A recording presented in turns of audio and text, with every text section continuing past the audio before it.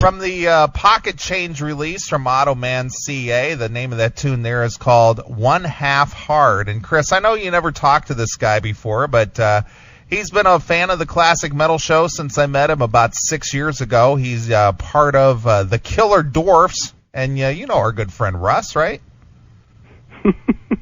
Chris? Rusty Dwarf? Yeah, he's just a good friend of mine still, which is rare for guys that have been touring in a band together for 25 years, but yeah, Russ and I are still really good friends. Well, as you heard, since Darryl can't wait for us to introduce him and had to jump in there and speak for Chris. Oh, I'm sorry, Chris. Oh, you were talking to Chris. I'm sorry. We want to welcome back to the Classic Metal Show Darryl Dwarf of Automan CA. Darryl Dwarf Millar. Yeah, of my full name. Of Automan CA, the CA standing for Canada, of course. Yeah, I'll just clarify that. I know, we talked about this 6 years ago now, which is we'll get into that. But the band's called Automan. All the logos you'll ever see on this band will be automan.ca, which is the band's website. And Neely, you're right, it stands for Automan Canada. But really, it's just that's on there for just really a legal purpose, because there's a TV show called Automan that came out years ago, and it just I kind of, to use the name and kind of own the name, just having the .ca, which makes us Automan Canada, just got rid of a lot of legal fees and different things for me. And it also, on Google searches and whatnot, it splits apart the TV show from the band, and that's important to me. Wow, this is just like an episode of Behind the Music. Yeah, Behind the Music, Neely style, and Chris. That is. Very nice, Darryl. Well, Darryl, obviously, man, Automan, a very different project from what most people, recognize you from, that being the Killer Dwarfs. And, this is the kind of record I would expect to be doing shots of whiskey to while I was in a bar somewhere, just, getting fucked up and having a good time. Is that kind of what this is supposed to be for you guys? Yes, it is. You couldn't have coined it more nice there, Chris. It's a driving, rockin' type record. Something I've had fans that have already purchased it pre-release. The CD does not come out till March 17th on Sony BMG, Megaforce actually in the States. It's released on the 17th, but pre-orders and all that, I made it available on my label, on Gadunk Records, as pre-orders, and it sold some nice numbers for a good little start for me. And some of the fans have come back with such positive, comments on the disc, and the best ones are basically what you just said. They get this feeling that when they drive in their car, they like to listen to it driving around. It's definitely backyard patio, barbecue, summertime rock and roll, and sure. They're loving it. Well, it's good. It's definitely good stuff, man. And the thing that's really cool about it is it's not just. I did a little bit of reading around at some of the reviews, and it seems like a lot of people are just bagging it as the it's AC/DC type stuff, but it's really not. I mean, there's some songs that clearly remind you of that style, but then there's stuff like Cinnamon Rain that's completely unique to this record. Is that kind of how you see it as well? Yeah, I should get you to review my records everywhere. You seem to have more of a handle on it. I think, nothing against. I've only really read mostly positive reviews, so I'm happy about that. But I think a lot of these guys, that do review it probably don't have as much time to kind of get close to it, so they'll listen to it once, kind of get a grip on that, and that's sort of what they write the review about. Because if you do get into the disc, it's not AC/DC at all. It's just very, very bluesy, smoky, blues-rooted rock and roll with a little bit of a southern feel to it. Do you not agree? Sure. Yeah, it's closer more to like more like a Rose Tattoo type of a vibe than an AC/DC type of a vibe. It's not just rock for the sake of big rock sound. You know what I mean? Right. Yeah. I mean, there's definitely. I mean, I am a fan of AC/DC and all that, but the writing of the record, Carlton Lockhart is my writing partner, and he's a Jeff Beck Rolling Stones fan mostly, and and my flavors come as far as Ted Nugent and Johnny Winter, so I mean, it's not all about AC/DC at all, Automan. It's just really, I won't deny that it's not derived from 70s music, though. I do admit that I grew up in the 70s, and my favorite bands were 70s rock bands, and it's as simple as that. Everything from Alice Cooper to Aerosmith and AC/DC and Foghat and Rush and Kiss, and I can go on. And those bands were my favorite bands. And I mean, I've seen Ted Nugent probably 8 times. Actually, the head of TSN, the sports network, has our disc, and he hears it as Ted Nugent, the whole record. That was his evaluation of it.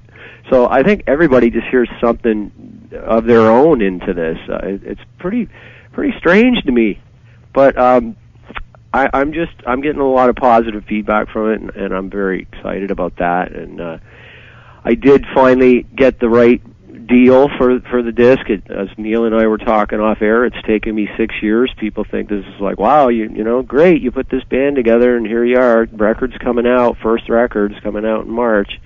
But it's a 6-year toil to get the big distribution and get it all happening and get it out.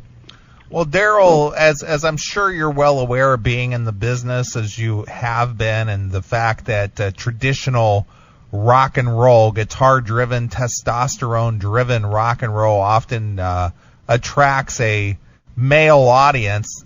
A lot of artists like yourself, I'm sure, is interested in trying to attract maybe the female audience as well. Would that be correct?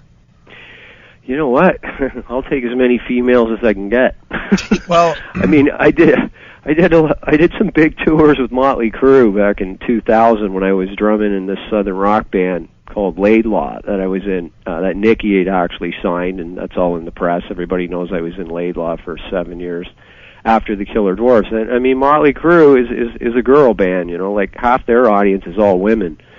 And you know, I think like a track like Cinnamon Rain, which was mentioned earlier as well, that females are gravitating towards that one track, and they love that track. And when I go out and play shows, I'm not seeing that it's an all-male audience coming to my shows. It's almost reminds me of the Crew a bit. It's a bit of a mixed bag, you know.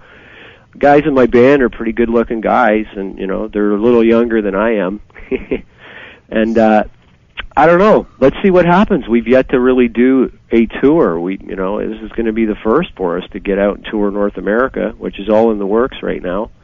And you know, the band's really only played or performed 40 shows, and they've all been in Canada. We haven't been to the U.S. yet, so it's really after this CD gets out. You know, I don't know what's going to happen, guys. I don't know what my audience is going to be, really, or the demographic of it. You know, I don't know if it's going to be mixed bag or what. Well, Darryl, I got a marketing idea for you. Perhaps, you know, when you do distribution with this, maybe you could slap a sticker on there that says, a good CD to perform fellatio to. Do you think that would work? And then we'll pick the track even. We'll put Cinnamon Rain. Right. The favorite one. Right. I'm always thinking, just marketing. That's important. Man, I should have you on my team. You're a genius. Well, Darryl, people, you know you obviously from the Killer Dwarfs, and you know you're out there trying to make a name for yourself with Automan .ca. You can just call it Automan. What is? Well, I don't want to get sued. I don't want a copyright infringement here, and you know, just playing it safe. I'm just trying to play it safe. Just playing it safe. So, what is the status of the Dwarfs? Are you guys pretty much done, or are you just on hiatus, or you could roll that machine out anytime you feel necessary, or what's the deal? Well, really, what the deal is we kind of did that reunion in 2002. We toured North America. You know, we did it for the fans. We got the original band back together. We did that live DVD up here in Toronto, and the live CD, which is out selling. But you know what? We never really, we started dabbling in writing new songs, and we never really wrote a new record. So without that, there's really no future of a band, in my opinion. I mean, it's not like the Killer Dwarfs would go forward without a new record. That seemed to be the progression I would see happening. You've heard me grill your favorite rock stars for 30 years on the Classic Metal Show and Chris Akin Presents. Now it's time to put me to work for you. That's right. I am officially on Cameo, and I'm bringing that same unfiltered, high-octane energy to your personal messages. No fluff, no corporate scripts, just the raw truth. Whether you need to roast a buddy for his terrible taste in music, wish a fellow metalhead a brutal birthday, or get a personalized shout-out that actually has some grit, I have got you covered. Stop sending boring cards. Send a message they'll actually remember. Head on over to Cameo.com and just do a search for my name, Chris Akin, A-K-I-N. Let's make something legendary. Get some CMS personalized. And I just think it just wasn't meant to be. It just, I don't know, we got out and did it, and then there was, you know, some internal things that were starting to feel like the old Dwarfs, and it kind of just ran its course with us, and we didn't even break up again or anything. We just stopped doing dates. And I had this Automan thing going 6 years ago, as you know, and I had just come back from L.A. after being in Laidlaw to get back into Killer Dwarfs, and we kind of went into it with the attitude that it was going to be a temporary thing, you know. And so, you know, I don't see the Dwarfs touring again with that lineup. I don't see us touring again, actually, at all. And Russ is in a new band, he's in an old band called Moxie. He's the lead singer in that band now, and he's come back now and has a few projects going on himself now. So between myself and Russ, we're both in new projects that are long-term things. You know, I mean, Automan to me is a 10-year projection, and you know, I've made a drastic change in my career. I'm now a front man. I'm a lead singer. I'm off the drums, singer-songwriter. It's a whole new world for me as a musician. I mean, I still play drums, and I do drum in one song a night live at Automan. We have this big double kit, and I get up and play one song with my drummer. We do an instrumental thing. It's fun. It's really fun. Well, congratulations on your successful rehab. There you go, buddy. Yeah, so that's what I'm doing. Glad to see you're off the drums now and on to, you know, mics. Yeah. Well, you know, again, you just don't all of a sudden become a singer. I've always been a singer. I mean, I was a singer-drummer in my very first band when I met Russ. I was doing the kind of the Don Henley, kind of Gilmore, whatever you want to say. I was singing 18 songs a night from the kit in that very first band I was in before the Killer Dwarfs. And when Russ and I put the Dwarfs together, I was contemplating being a front man then, and he kind of talked me out of it and said, let's put a band together. And that's how it happened. And I'm glad he did talk me out of it, but now I'm living it now, you know. Sure. Never say never. Well, so Darryl, doing a new project now versus back in the old days. I mean, clearly back in the old days, you know, major label throws a big check at you, and then you go out and, you know, try and earn the money back that they wrote for you. But you know, it's a different animal these days with you know, downloading and everything else that goes on. How difficult is it now to break a band where a lot of people's perception is that recorded music should be free in the first place? Right. Well, it's very different, that's for sure, and that's why I approached it completely different. I mean, it starts with the internet, really. You know, I kind of embraced the net in 1999. I actually took a lot of graphic design courses, and ended up becoming kind of a digital design guy, and I started my own record label, and I started wearing all the hats that came with it. And I knew it was going to be insane to try to do that, but the internet does allow a band to be pretty self-supportive as well. And I just built that label, Uncle Dunk Records, up and did everything myself, from all the graphic designing and web design to now it's at the stage where I'm the guy. I manufacture all the records. I do it all. But I don't. I mean, a company manufactures them, but I mean, I'm the record label now. And you know what? What comes along with that is spending a lot of money. I mean, this Pocket Change record, I financed it, and it wasn't cheap. It was mastered at Sterling Sound in New York. I had Greg Looper from Tom Petty and the Heartbreakers came in and mixed it and co-produced. It was recorded in 4 studios, 2 in America and 2 in Canada. And I didn't fool around with it.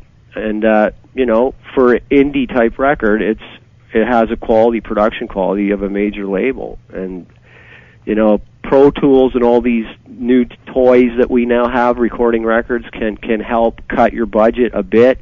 But at the end of the day, you know, you still have to get really good drum sounds. You still have to find a studio that has that drum room, and time is money, and you still got to take your drummer in there and track those tracks over a period of days. And you know, you can only cut corners so much.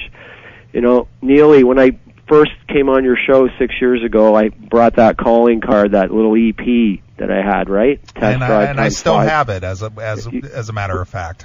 Right, so you remember Porno Queen and all that. Well, I told you exactly what I was doing with that. It was a calling card. It was a demo-ish type EP. I was proud of the songs and that Carlton and I had come up with, and that was in our infancy of our writing together, and we've come a long way since that. But I only went into it, you know, not investing thousands of dollars, because I really didn't know how I was going to be received, and that's why I called the Test Drive Times 5 disc a test drive. I wanted to see how I would be received by you guys, really, and the media and whatnot. And lucky for me, it wasn't totally negative. It was more like, wow, I mean, you can sing, and that's got me to here now. So that's your answer with that, Chris. Well, going back to a comment you made there, Darryl, about wearing a lot of hats, I was wondering if perhaps you may have felt some kinship with now deceased Lynyrd Skynyrd bassist Leon Wilkinson. You know, I love that you said that, because like I don't know if you realize, but that Laidlaw band, okay, I keep going back to that, this band Laidlaw that I was in for Southern California, we toured with Skynyrd and ZZ Top and Motley and Scorpions. We did some great tours in 1999 and 2001 to 2001 in America. And Leon Wilkinson became a good friend of mine, and he actually, God rest his soul now, he's passed away a few years ago, but on the last night of one of the tours, he looked over at me, and I was sitting in the standing in the wings, and he wears this bobby hat. He wears a lot of different hats, as you know, and he has this bobby hat that he'd had for 20 years or longer. And he took that hat off, and he launched it at me side stage, and I barely seen it coming at me because of the lights, but I seen it at the last minute, and I caught the hat. And then I was going to give it to his hat roadie, which he has a guy actually, and there's a big trunk of hats there. And the guy looked at me, and he shook his head, and I was trying to give it to him. He shook his head, and he goes, "No, man." I go, "What? What's going on?" He goes, "Leon just threw that. He gave you that hat." And I went, "What? You're kidding me." And I couldn't believe it. Leon gave me that hat on the last night of the tour, and he autographed it, and I still have it here. And it's you know, the guys in Skynyrd were going, "You better not sell that hat." I'm like, why would I do that? You know. Well, when so go ahead. No, so I'm just saying, so I that's a very special piece of rock and roll memorabilia that I own. I own a lot of different pieces, but that one.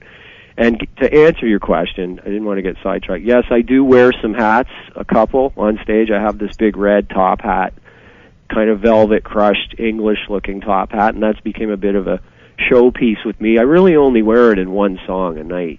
And I wear some cowboy hats on and off, but that's really it. But it has became a part of my frontman look. So I didn't get that from Leon. No, I don't know. They started calling me the cat in the hat kind of thing, and that hat was cool. It's a custom-made hat, and it just became a showpiece. I mean, I just think a band should put on a rock show. That's all.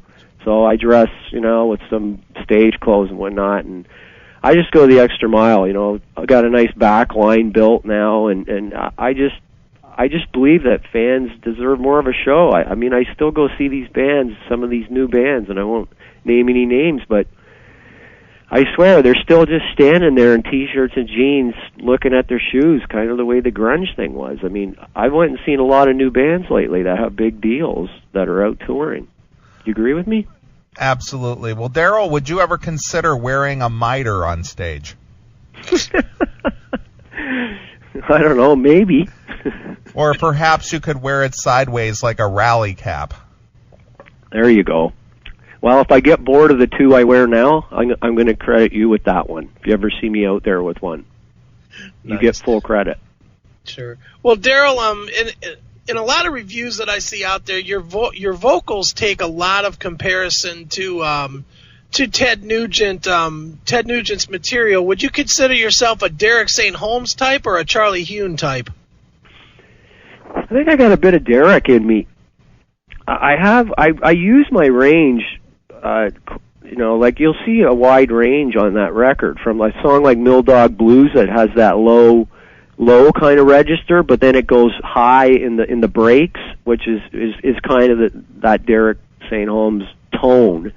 And also you'll just hear it throughout the CD. I know what people are talking about. I do little breaks, like in that song Give an Inch, Take a Mile, there's this crazy laugh in it. That register is that stranglehold register. It's up there. And it's pretty clean, too. So also I get that Bon Scott kind of because of that, too, because of that clean kind of high pitch, that I get compared to Bon quite a bit, but I'm glad to get away from that, because if you listen to Test Drive x5 from 6 years ago, it's undeniable I don't sound a lot like Bon Scott. And the real reason for that, and I'll be completely honest, I had a Bon Scott tribute band together before I put Automan together, just to get my chops together. I put this band together. It was a tribute to Bon Scott, and we did about 35 clubs up here in Canada, and that's all I did. I just put it together just so I could get out and sing 3 sets a night, and it was all AC/DC Bon Scott, which is challenging to sing. And if I could get through that, I figured I could move on and do the original thing. So I think when I tracked Test Drive x5, I was really mentally in the AC/DC headspace. So I'm glad that I've got away from that. And as the co-producer that worked on my record, Greg Looper, with me, he said, this record here, Pocket Change, this is Darryl singing for the first time. This is really you. This is your voice. So I'm really stoked about that. Well, just for the record, Darryl, I'm sure there are a lot of 70s groupies out there that had a little Derek in them as well. So just to let you know. I bet. I have to agree with you. I'm sure there is. Nice. You put it so well, Neely. Aren't you glad you came on the show tonight? You're making my night, man. I'm having a great time. I needed some cheering up. Thank you. I've been working too hard on this damn record. Nice. This administrative stuff is driving me nuts. Sure. Well, Darryl, I mean, obviously doing Automan, very different from what you were doing, both with Laidlaw and with Killer Dwarfs. Is it easier or harder for you to be, the leader? And by saying that, I mean, obviously when it's your project, you can have you can lend a lot more direction to the songwriting and the style and the music playing and everything. Whereas the drummer, you just kind of take somebody else's songs a lot of times. You certainly add some of your own feel to it, but for the most part, you're playing against what the other person's idea was. Is it different? Is it easier, harder, or more comfortable, or what? Oh, great question. Really, throughout the Killer Dwarfs career, I took a real role in the leader part of that band, as in I was politically involved with decision making with management and all that. I was really close to that, and I've always had that kind of attitude in rock and roll. I'm more of a businessman, really. I mean, I've always had my ear to the ground and knew everything that was happening in my career business wise. But writing wise, I've always been not the main writer in those bands. Russ and Mike were the main writers in the Dwarfs. I was more of an arranger in that band. So this is a good question you're asking me, because this is why I am so fulfilled now as a player, because I am a singer-songwriter now for the first time. And that is a giant hat to wear, and if you put out a record and those songs are not that strong, then you're the one that created those bad songs, and you're the one that takes the fall, and you're the one that'll take the criticism. You know what I mean? it's really an awesome feeling and like I said, there's no, we're a band. It's not just me. There's no I, and I'm not the whole band. I mean, I share it with the other three members, and Carlton is definitely 50%, hands down, of the writer of Automan, lyrics and music. So we share the writing 50%. So look at your screen right now. If you're tired of the hide-and-seek games with big tech, where links disappear and episodes get throttled, I've got the fix. I'm Chris Akin, and it's time for me to show you how to take back your access to the Classic Metal Show, the Seth Williams Show, and Chris Akin Presents. Pick up your phone, go to the App Store or Google Play, and download the Locals app. It is 100% free. Once you're in, just search for the CMS Network. You're going to see everything. Every interview, every unfiltered rant, every deep dive music discussion, every uncensored news article we put up, all in one centralized, uncensored hub. No more chasing links across 5 different socials. This is our home. But if you really want the keys to the kingdom, look for that VIP upgrade. For just $4.99 a month, you're cutting out the commercials, getting the advance drops before anyone else, and accessing bonus episodes that are way too heavy, dirty, or we just don't want to share with the free public. For the price of a cheap beer, you're supporting independent, unapologetic media. Download the Locals app today. Get some CMS wherever you are. And if you're a real one, join the VIP squad at classicmetalshow.locals.com. The Classic Metal Show and the CMS Network. It's uncensored. It's unapologetic. We will see you there. I have a lot of help here. It's not just me alone. Put it that way. Well, it's been hard but beautiful. Put it that way. Well, as cordial and humble as you come off there, Darryl, it would have never occurred to me what a glory hound you are. So this is the straight guy versus you two guys, eh? I love that. All right. Yeah, I had trouble getting that out even. There was so much bullshit. It was hard for me to say that, Neely. Well, it's not even close to the whipping Russ took when he was here in the studio. So yeah, I'll have to get a copy of that. Would you send me that eventually? Sure. I know.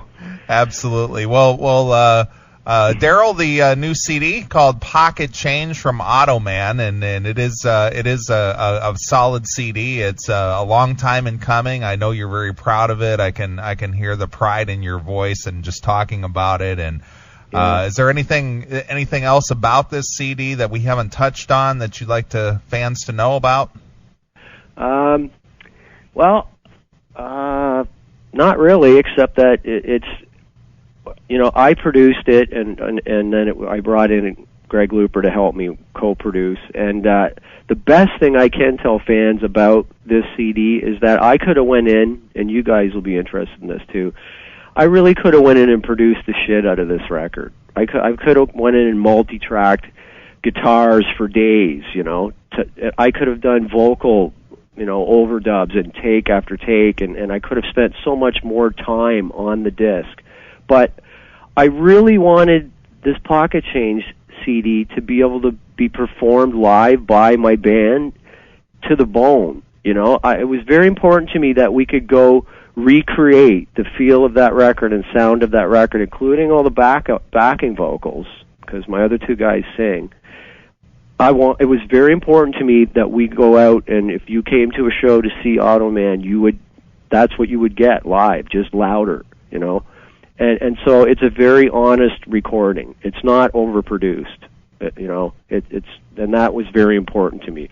But I think it's very sonic, a sonic tight record that stands up with really anybody really out there right now. That's a rock band, And so that's a little tidbit that I thought I'd give you there. And other than that, it is coming out worldwide on March 17th, and it'll be at all retail and download in the U.S. and Canada.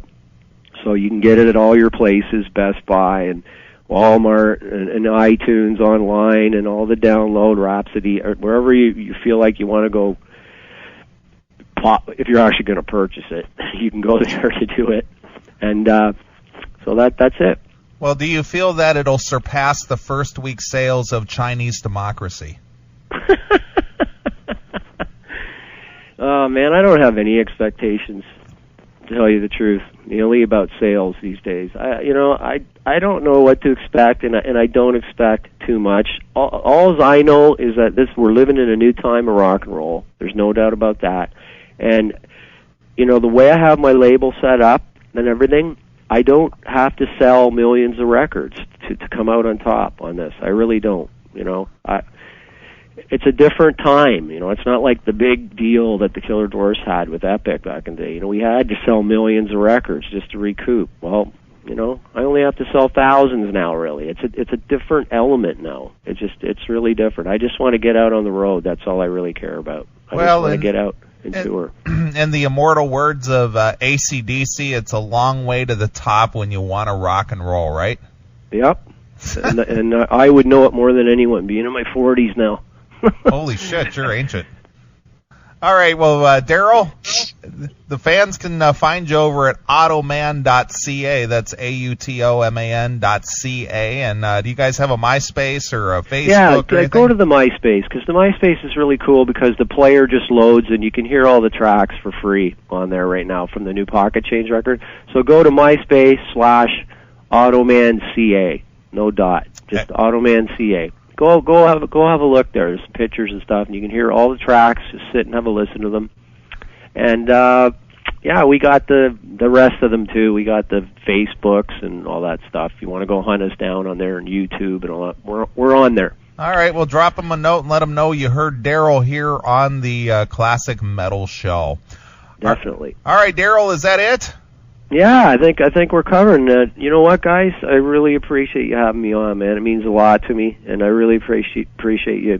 Getting me the airplay and helping spread the word here for me. Excellent. Means a lot. Well, we usually only book guests like Rob Halford and Lemmy and Tony Iommi and stuff. So we were, we made room in the schedule to maybe fit you in.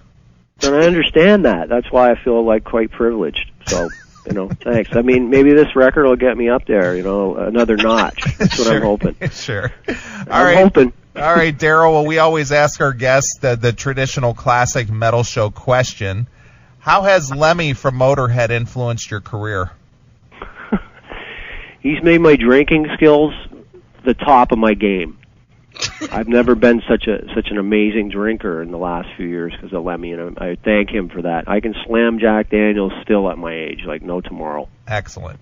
Yep. All right, well, go over to Automan.ca, go check out the website, go to the MySpace page, and pick up the CD when it comes out on March 17th, right?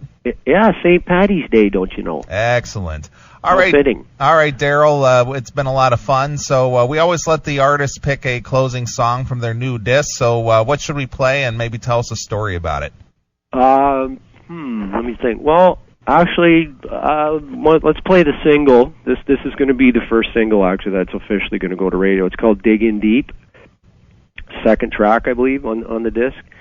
And it's got a different flavor to it. I don't have a whole lot to say about it, actually, lyrically or anything. I mean, it's kind of self-explanatory.